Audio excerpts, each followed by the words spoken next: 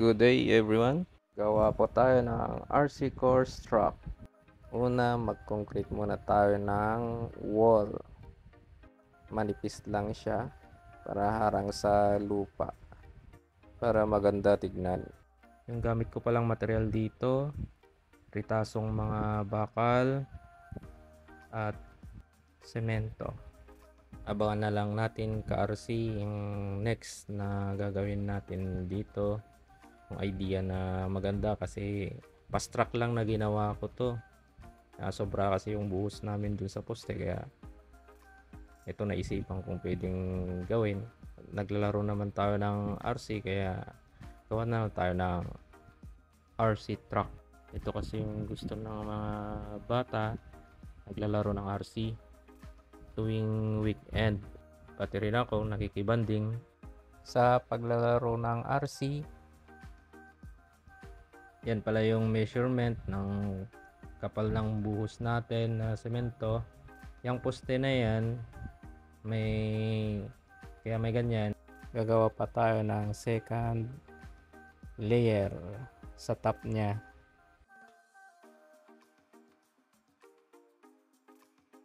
Ito naman yung second video niya, yung tatanggal na tayo ng forma. At naisipan ko na lagyan ng brace. Medyo umuga-uga kasi yung precast natin.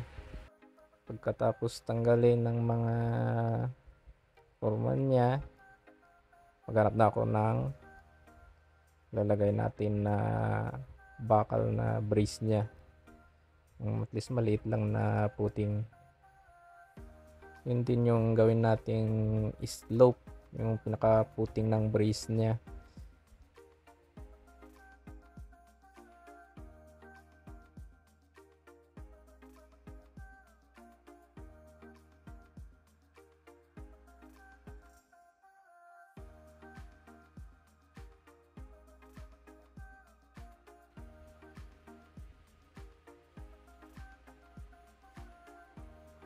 Ayan, may measure na natin para dun sa may lalagay na haba ng bakal na ilagay natin pang dugtong dun sa poste niya.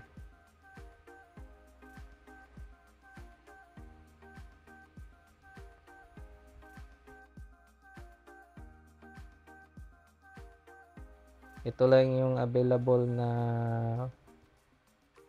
pwede nating pang brace, steel matting. Yan, binend ko lang siya, tapos kumuha ko ng pang brace, winelding ko. Yan, ganyan tsura niya.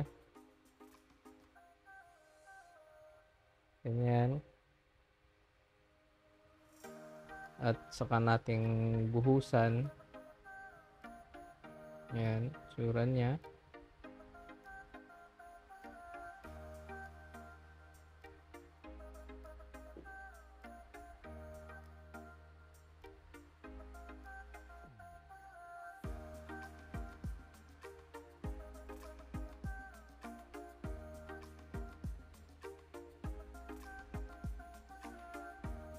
Yung pinag-welding natin, yung pinag-joint natin, steel matting din.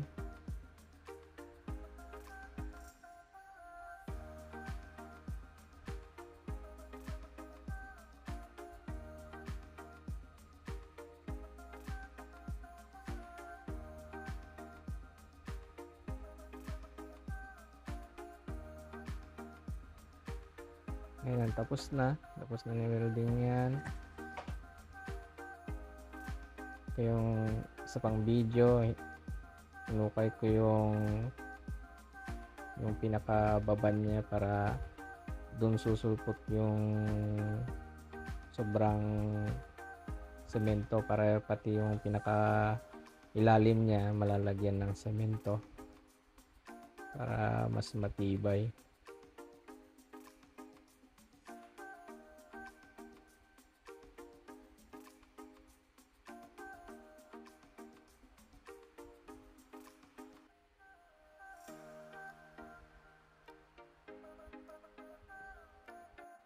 Yan, lagyan natin ng buhos at kita-kits na lang sa part 2.